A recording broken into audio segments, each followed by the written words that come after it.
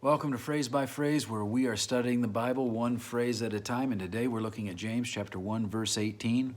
We're still dealing with the subject of trials, which James has opened up from the very beginning of this book. And he's helping us to see in today's verse that God's gifts, which are sometimes seen in the form of trials, have an incredible goal.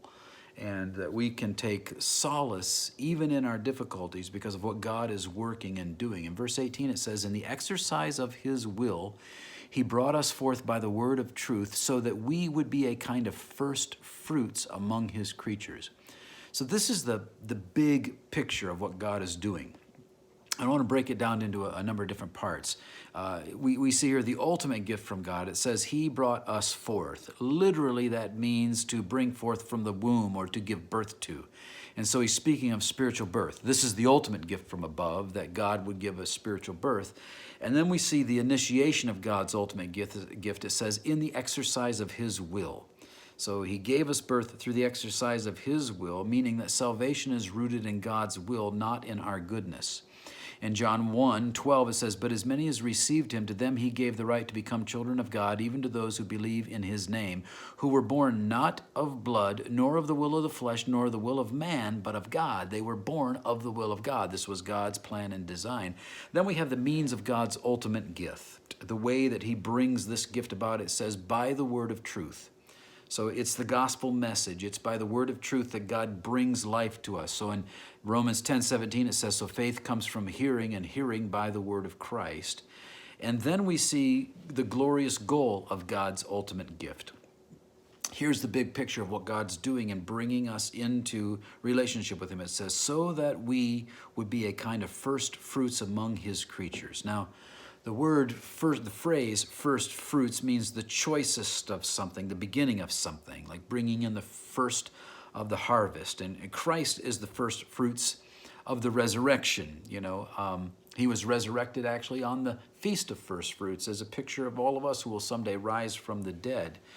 And this may refer specifically to James's audience, as they were the first fruits of the church. They were the new converts who were starting the church. But in a broader sense, I think it speaks of man's unique position in creation to be trophies of God's grace, that we are the choicest of God's creation, that he gave us birth and he brought us into this plan and is taking us through all the things that he's allowing us to go through so that we will be conformed to the image of his Son, so that we will become, as it were, trophies of his grace, the first fruits, the choicest of his creation, to demonstrate his glory. God has selected you and is allowing you to experience everything that you are to show you how awesome he is.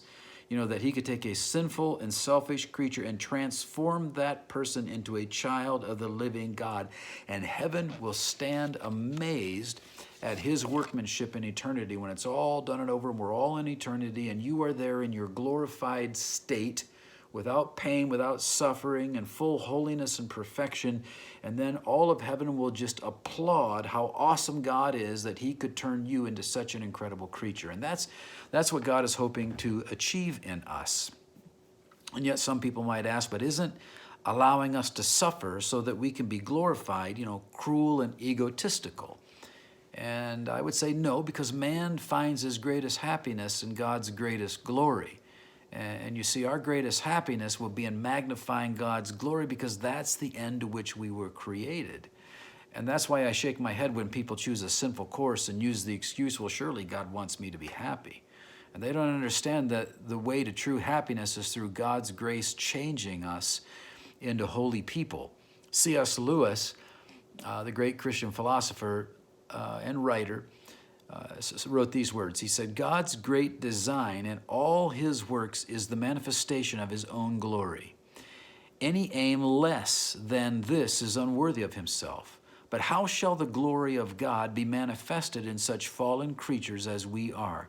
Man's eye is not single. He has ever a side glance toward his own honor, has too high an estimate of his own powers, and so is not qualified to behold the glory of the Lord.